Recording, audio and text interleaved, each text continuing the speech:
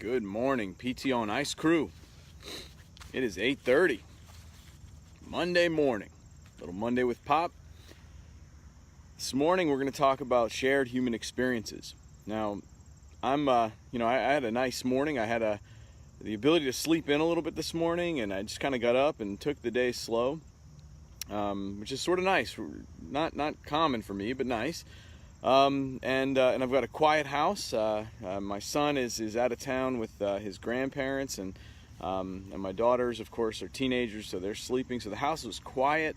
And I woke up this morning, and the sky was nice and blue. You can see it behind me, and just a lot to kind of just pause for a second and give you a chance to reflect whenever you get a chance. So we're gonna get rolling here. I'll start the clock, but thank you for indulging my quiet, relaxed surroundings here this morning. It doesn't happen often, so I've decided to kind of take it in. Let me see. I think I have to enable comments here. All right, I think we're good. Yeah. Okay. So let me start the clock. All right. So this morning we're going to talk about shared human experiences, and the reason why I want to talk about that is because this summer has obviously been a big part of that for me in designing the Summer of Move, and I think there's something there. I think that there's something that most people don't really understand or haven't gotten kind of the nuance of, and I want to just take some time to just kind of put it out there for people to understand a little bit better exactly what's going on here. Especially anybody who's interested in population health or population health management, because the dynamics of it is absolutely critical, right? So it's really showing very clearly the power of working together as people, right? So I know Alan has riffed on this a little bit in the past, and I know on the APHPT platform he did a really nice review on this. But essentially the idea that we are built to work together in teams. We're built to kind of connect at a very deep level, and that we are really, sort of soft-wired to work together in that connection. Good morning, Kelsey. Good to see you. So this idea of shared human experiences is not just kind of like a nice thing to do. It's not just sort of like something that's cool for us when we get a chance. It's way deeper than that. It's kind of fundamental to what we, how we function, how we interface with the world, and really how we learn. So last week on the Pop Health Chat, APHPT Pop Health Chat, we talked a little bit about Connect. And we were talking about our element of Connect, and just as a review for people who maybe don't hear this often, we talk about 5 things: move, fuel, recover, endure, connect. And we ultimately say, look, if you get those 5 things right, you're on the right track to live a long, healthy, happy, high quality life.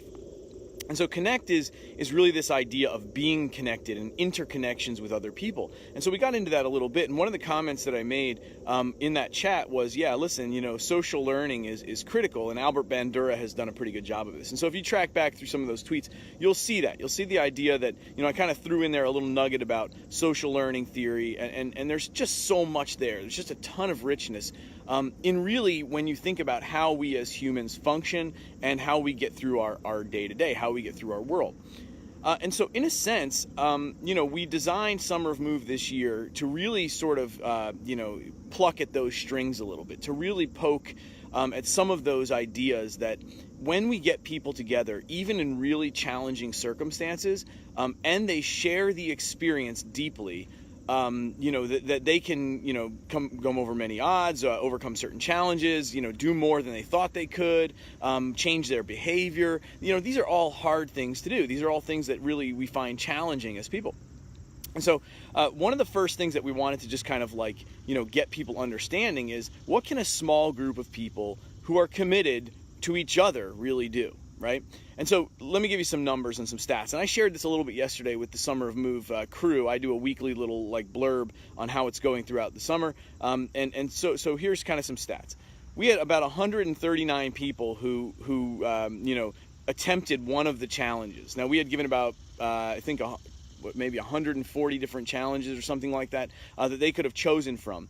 And of those challenges, about 139 people accepted at least one. Now, of that 139, here's what you need to know. 500,000 pounds lifted over the course of a few weeks. 1,300 miles run over the course of a few weeks out of those 139 people. So, you do the math, that's almost 100 miles per person being run in challenges. That's pretty impressive stuff. Now, if we were to start with guidelines and we were to start with, sort of like, rules, and we were to say, hey, every American should run 100 miles over the course of 5 weeks, you would see next to no response from that. In fact, we have evidence that says that's the case everywhere we look, because we have physical activity guidelines that no one in the grand scheme of things is touching, right? 2 out of every 10 people, and we're calling that a victory. So that just shows you that simply telling people like, hey, you should do this, or it would be good for you, it gets you in a very short distance. It's not going to change behavior. It's not going to change attitudes and beliefs. It really just feels like someone lecturing to you. And in most cases, that's, not enough to get you off the top of dead center. But when you put people together and you connect them over some kind of shared purpose, all of a sudden that outcome, that behavior that you might want, just happens naturally. It just occurs because they're really working together on some kind of a challenge or item or puzzle or whatever the case may be for them. And so let's use the example, right? So we designed Summer of Move, and I'm not going to get too much into the details because heaven knows I don't have enough time to get into the details. There's a lot of little tiny things. But what we tried to do is create little mini incentives, little nudges, right? So again, go back to Richard Thaler and some of his work and on nudge theory and libertarian paternalism.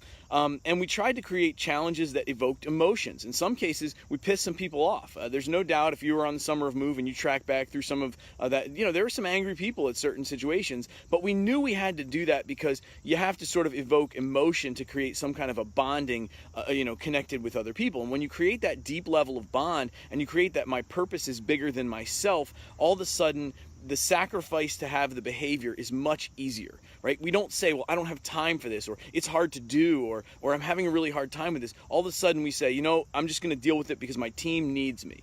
Okay, that is shared human experience. Now, in a certain extent, at Basecamp, our nonprofit, for years, that's kind of been our mission, to facilitate those kinds of experiences. Like, we don't say, hey, we're physical therapists and we're trying to, treat all the pain in the world, or we're trying to, fix people and improve their function, or reduce. I mean, those are all very, very noble things. But these are not just physical therapists. These are physical therapists and engineers and fitness professionals. And I mean, in some cases, these are people from the community.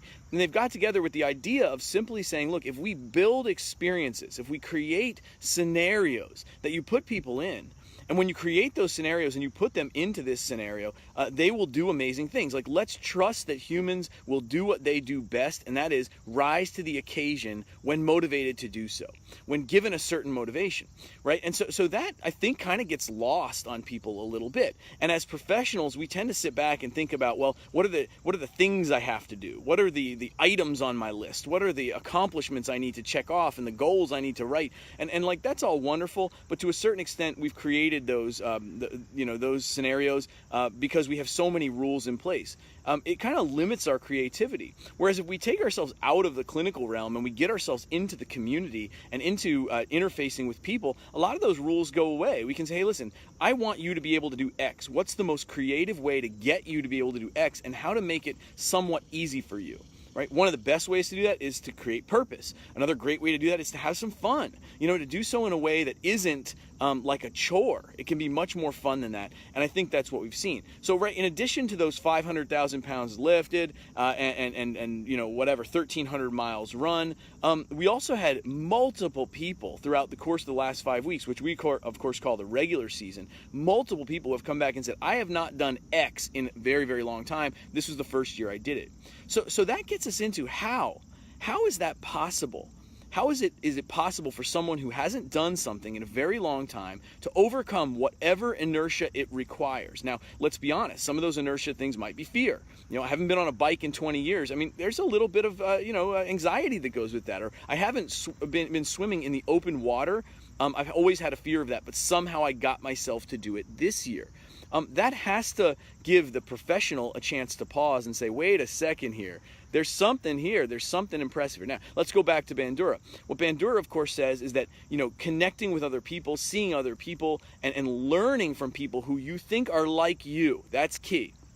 right? A person who I think, is very similar to me, when I see them do something that maybe is overcoming a fear, it's much easier for me to do it too, because I can kind of say, well, they're a lot like me. If they can do it, maybe I can do it, right? And he kind of goes all the way back to how do we all learn to walk? We don't learn to walk by someone handing us an instruction manual on human locomotion and gait. We learn to walk by watching the people around us and going, well, that's how people walk. So I'm a person, I should walk. I'm like them, that's my parents, I should walk, right? So the same basic concepts hold.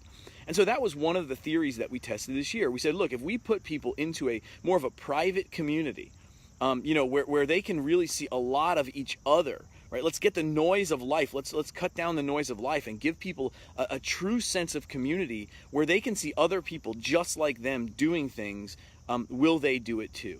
And what I'm going to tell you is the results have been a profound yes. A profound yes. Now, what has that done, sort of the feedback loop? What has that done for me? What does that push me to do? Well, it's pushed me to get even more creative and say, hey, we've got to find ways to go even a little further. How do we, up the ante? So now into the postseason, I will tell you, if you're watching along or playing along, you're going to see some people attempt some pretty impressive stuff. I mean, this is not easy stuff. Now, it's not impossible stuff. It's all, there are precedents out there of people doing this and people performing at an even higher level than we're asking, a significantly higher level than we're asking people to do. But the point is this is outside of the comfort zone, which means that you can come up with lots of reasons why not to do it and why it doesn't fit in your life. And yet we are seeing teams of people troubleshoot and figure out and strategize how they can pull it off. So let's pause for a second and just think about that. What is that? What are we really saying? We have found a formula that has figured out a way to get teams of people to actively strategize to find ways to move more in their day. Okay? Not, hey, I know I should, but I don't have time for it. Not, I need to go sign up for my latest 5K so I'll have some motivation to do it. Not, I got to go to the gym again today because, my gosh, that's what I do at 7 o'clock in the morning or 3 o'clock in the afternoon or whatever it is. It's, I have people who are counting on me and I am counting on them, and I've got to craft my life in order to help meet what they want to get met. I mean, that is amazing stuff. Okay, that is change. That is people actively trying to change. And it might only be temporary, right? That's okay. Because once you've done it, you know you can do it, right? Once you've done it, you say, man, that was amazing. Now, there are people who, and I'm hoping at the end of this, I'll get some permission to share some of the stories. But I mean, we have entire families who are getting engaged and getting moving more. We have people who are saying things like, you know what, like I'm stronger this summer than I've been in years. We have people who are literally leading the charge and, and just taking and just running like a gauntlet of activity, pushing themselves. And to be honest with you, we even have now 2 new workouts that we've created as a result of the Summer of Move. Right? One of them, I will share just briefly. Anybody who wants to visit Base Camp, the price to entry is now the Allen. It's a character WOD. I saw Mitch was watching there. I don't know if he still is, but if you've never heard of a character WOD, I don't think it's a real thing. I think I made it up yesterday, but it's a tip of the cap to Alan and his character during this last summer. And so that's the price to entry from this point forward. Any PT or professional who wants to visit Base Camp, you absolutely can, but you have to perform the character WOD, which is also known as the Allen. We can give you some details on that another time. The other one, which has really kind of taken, I've sort of taken the cue from the Summer of Move, I'm calling the Teddy. And I'm inviting anybody who has the guts to give it a shot, okay, who has that kind of character, the guts to give it a shot with me. I'll be doing it on October 6th, 7th, and 8th. I mentioned this a couple weeks back. Teddy Roosevelt, Executive Order 989, said an American Marine should be able to walk 50 miles over the course of 3 days in 20 hours or less, including rest times. Okay, so active marching, 20 hours or less, 50 miles. Well, some of us are going to give it a shot. October 6th, we're going to walk 13 or run 13. October 7th, we're going to walk or run 13. And October 8th, we're going to walk or run 26. It should add up to 52 or somewhere about there. And our plan is to do that, to show that Americans can do this, okay, because we need to do this. There's no question about it that the disease burden is crushing us, that we have major implications, whether it be national security or just our own ability to thrive, and that we're not going to get there by simply writing guidelines. We're not going to get there by just simply telling people that they should do this. We're not going to get there by just simply banging on the drum and saying, yeah, it's a good idea, it will help you, it's good for you. We're going to get there by finding ways to create experiences where people want to do this, where people know, look, this is a prerequisite for my life. For the life that I want to lead, I've got to be able to do X. And if I can't do it, I'm not going to be able to live the life that I want to lead. Okay? And so what we've tried to do this year is a bit of a demonstration project. You know, I'm pretty big on this idea of demonstrating things to people, like saying, hey, listen, like I'm not going to, you know, like I'll talk about it and, you know, I'll rail about it. And I've never found a platform that I'm not happy to jump up there and take the mic and rail about it a little bit.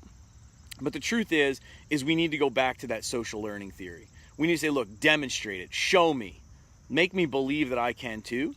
And that was the goal this year. And so far, I'm not gonna thump my chest too much because we're not there yet.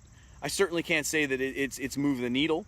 You know, it would require hundreds of thousands of people participating to move the needle. But what it does tell us is that when you get a couple of hundred people around a cause that's meaningful and fun, and you give them a reason, parameters to solve problems, to figure something out, and to engage with each other, to create a shared experience, you can get pretty substantial changes in behavior.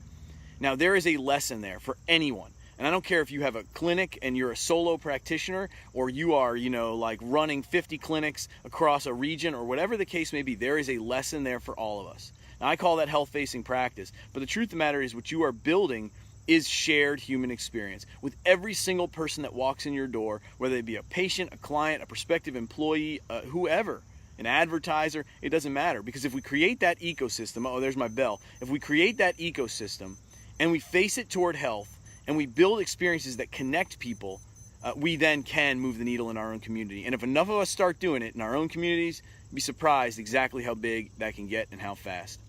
All right, I'll leave it there. I mean, there's a lot we could dive into here. I plan on diving into this a little bit more, with Vice. I know I've got some stuff teed up. This case example, it is a treasure trove of data. I mean, the data on human dynamics and social dynamics that we are sitting on, about 7,000 lines of data that's come in, all about sort of how can we get people in small groups to move more.